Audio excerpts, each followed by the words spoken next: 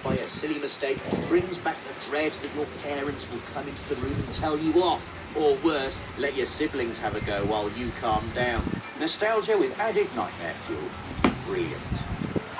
The final game on our list is Clair Obscur Expedition 33. And it couldn't be anything else, really, given how it hits all the beats I'd expect in what's probably my favourite genre of all time, the JRPG.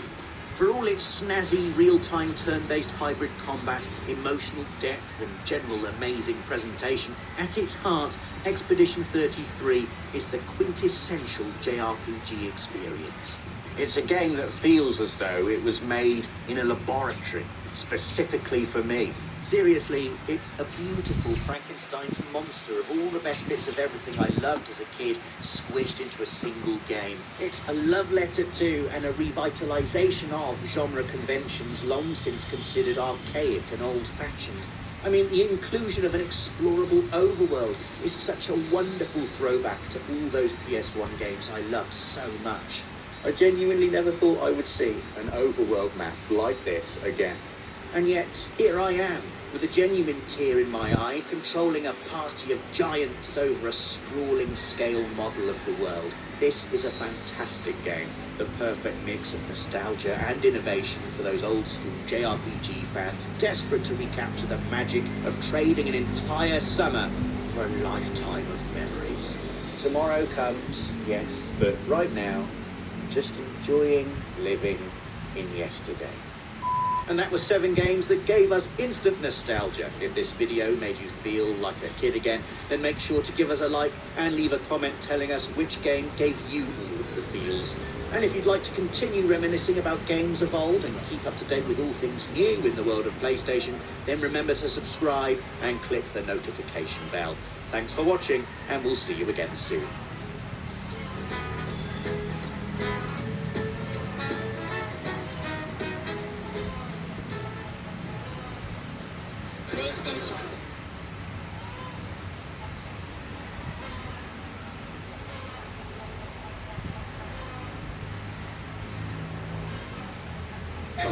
Hello, you've caught me doing chores for the incompetent. Or, as we call them in video games, side quests. You know the ones you rock up in a town in an RPG and the minimap lights up like a Christmas tree. Every blinking icon beckons you towards a hapless NPC who thinks their domestic problem is more important than vanquishing whatever dark lord or interdimensional rift is troubling all existence as we know it. Oh, don't worry about the burning red meteor currently scarring the heavens. Of course I'll find your slippers. What you don't know is that I actually have side quests I'm trying to complete while doing these Friday features. You just don't see them because I have the HUD switched off. But if you turn it on,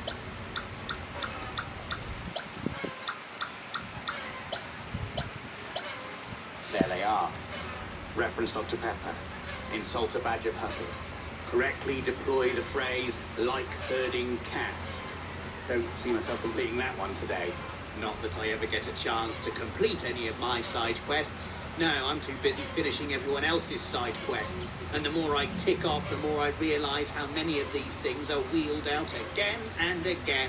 In the same way, there are only meant to be 7 basic plots to all the stories. There are only really a handful of side quest templates. Chores and jobs that have become as clockwork as Dr. Pepper references in these videos. Oh, and that's one of my quests complete. Anyway, here are 7 side quests that are in every RPG by law. I like my adventures to start with a bang. RPGs like their adventures to start with a squeak, followed by a bang, as a local tavern owner employs you to descend into their cellar and clear out a rat infestation. I got rats in the basement. Big uns. You get to warm up your rat-stabbing arm. The innkeeper avoids being raided by the Food Standards Agency. Everyone's a winner. Well, apart from Remy and friends. It's not the flashiest of starts, is it? You know, you want the game to put its best foot forward, whereas the game wants to put its best foot up and down on a rat's face. But I do get it.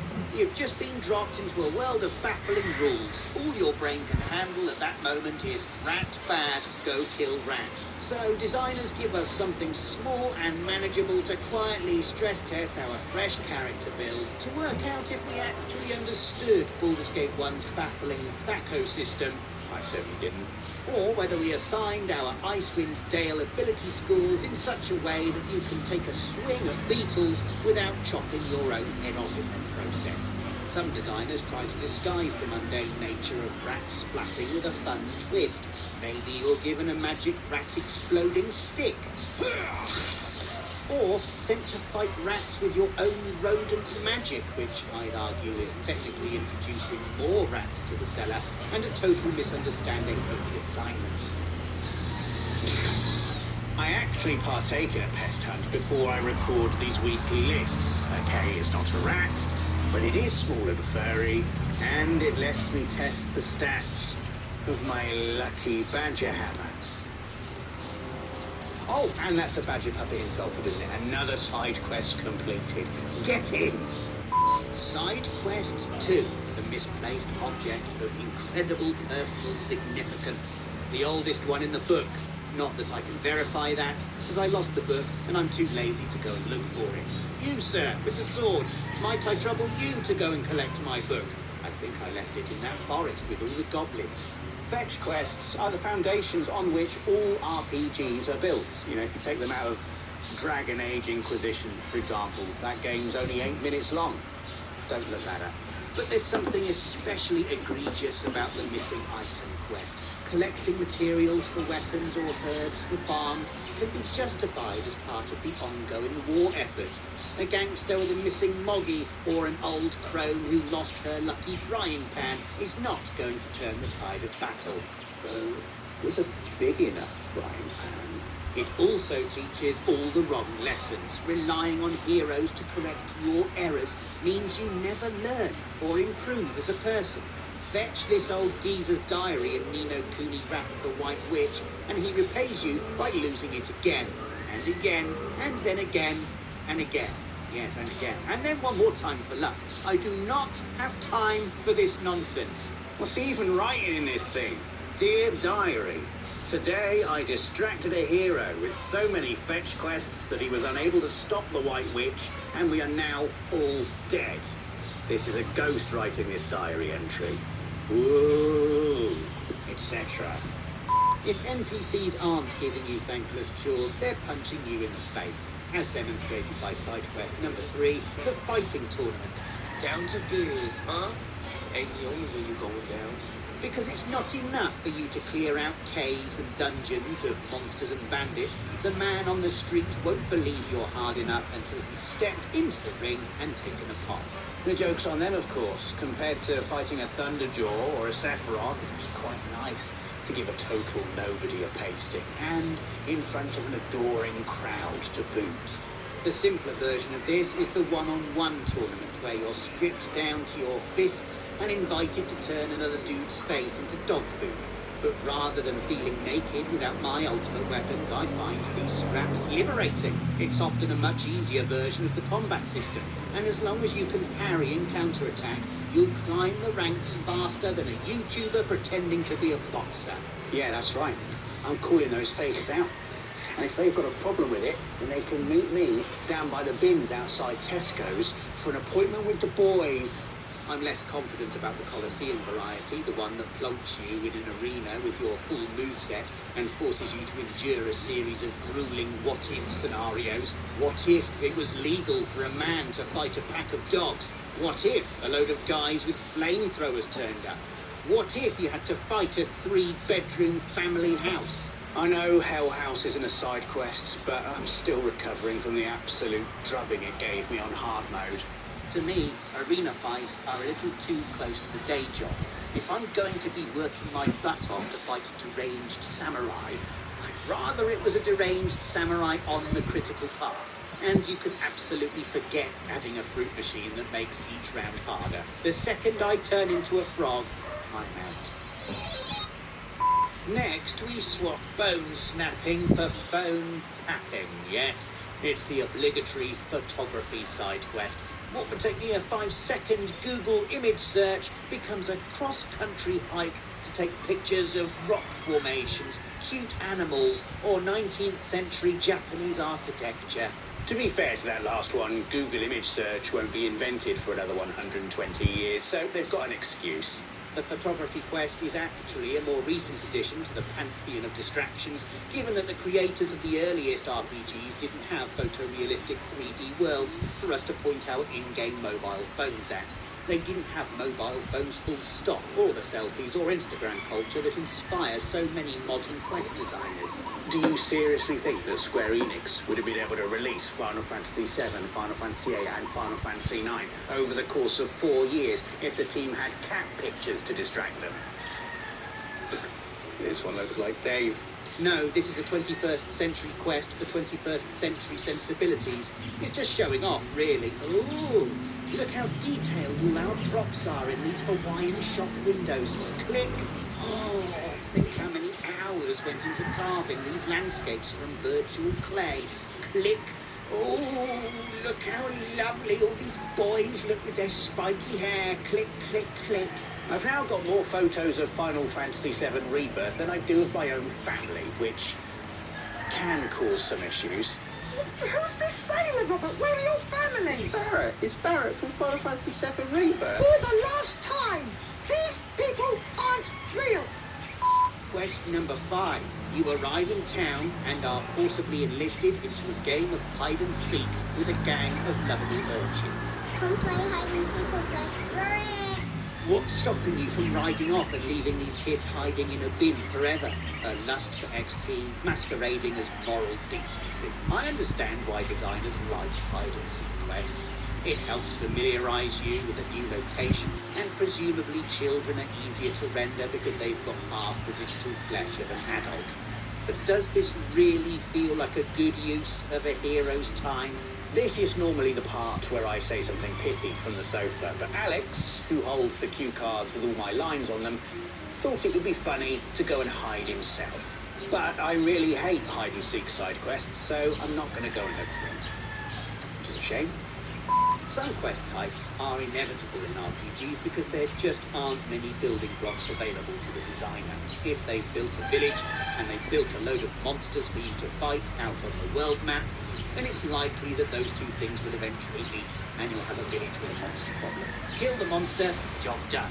You get XP, you get a smattering of loot, and you probably meet some NPCs offering you side quests from entries 1 to 5.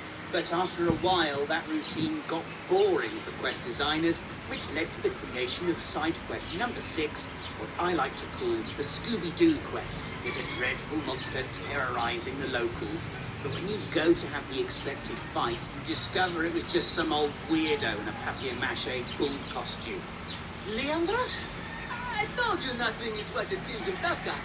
And he would have gotten away with it too, if it wasn't for that meddling eagle bearer. Thus, the Scooby-Doo quest. Sorry, were you expecting an entry about a talking dog? The fake monster reveal is a killer twist the first time it happens, but is now as familiar as a pair of old slippers. There's a ghostly ox cart phantoming away locals in Dragon's Dogma 2. He would have gotten away with it if it wasn't for the meddling Arisen. You discover a Skyrim inn haunted by a phantom. He would have gotten away with it too if it wasn't for that meddling Dovahkiin. My refrigerated chocolate supply is being eaten by a tiny office ghost.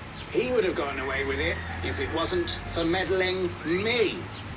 Seriously, you owe me a Kit Kat. At this point in the list, we've killed real monsters, fake monsters, small furry monsters, and monsters guarding lost diaries. Now, it's the turn of monsters bothering people as they go from A to B. The escort quest. Yeah, I'm afraid so. Time to guide an incredibly fragile person with zero survival instincts as every man and his dog try to nibble on their health bar. One of us has been doused in slime. Unless it's a dog you're escorting, in which case it's just every man. I honestly think escort missions were built in a lab by evil scientists with the sole purpose of trying to make us all as stressed as possible. Keeping myself alive in the games is hard enough. Now I have 2 health bars to worry about. and one of those health bars can lose it at any moment and leg it into the path of the nearest ogre. I become obsessed with checking the map to see how far we have to go. My brain filling in that distance with imagined encounters and trying to calculate if the current rate of health depletion is going to carry us that far, like that confused maths lady me. And if a developer is feeling especially cruel, they'll make you do the whole quest while listening to a song that goes bow wow wow, bow wow wow.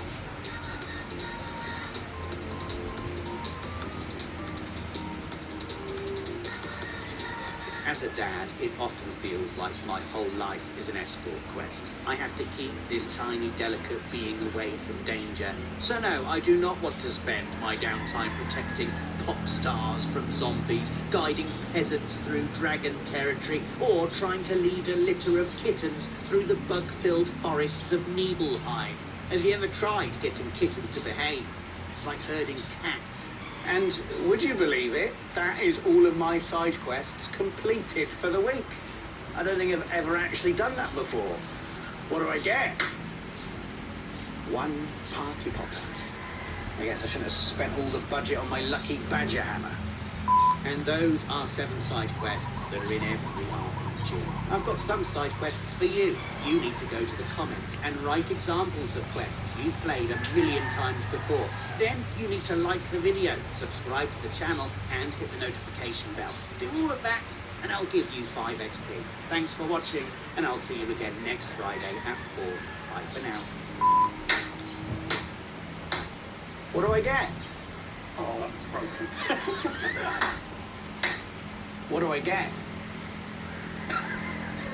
What do I get?